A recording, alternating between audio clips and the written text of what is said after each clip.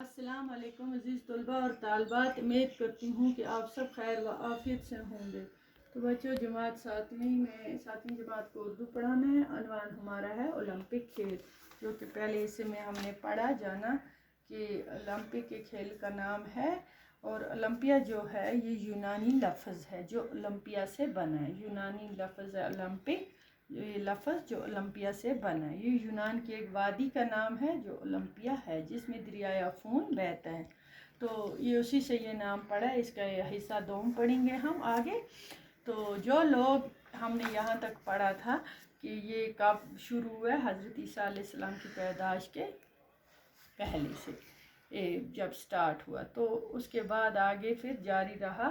یہ مقابلہ دیتا تھا تقریباً، یہ جو لوگ ان مقابلوں میں حصہ لیتے تھے، یہ دستور تھا اس زمانے میں۔ یہ اولمپک مقابلہ جو یہ مہینے تک چلتا تھا، تقریباً 1 مہینے تک برابر رہتا تھا۔ تو ہم آگے پڑھیں گے۔ جو لوگ ان مقابلوں میں حصہ لیتے تھے انہیں بڑی محنت سے تربیت دی جاتی تھی۔ اس زمانے میں عورتوں کو ان مقابلوں میں شرکت کی اجازت نہ تھی۔ اولمپک میں جو لوگ 3 مقابلوں میں اول آتے ان کے مجسمے بنا کر اولمپیا میں نصب کر دیے جاتے تھے۔ جب جیتتے تھے وہ لوگ جو اس مقابلے میں اول آتے تھے تو ان کے مجسمے بنائے دیے جاتے تھے اور اولمپیا میں نصب کیے جاتے تھے، بلکہ ان کے لیے شہر پناہ کی دیوار کو توڑ کر راستہ بنایا جاتا تھا۔ کھلاڑیوں کے ساتھ بہت بڑی بھیڑ ہوتی تھی اس وقت۔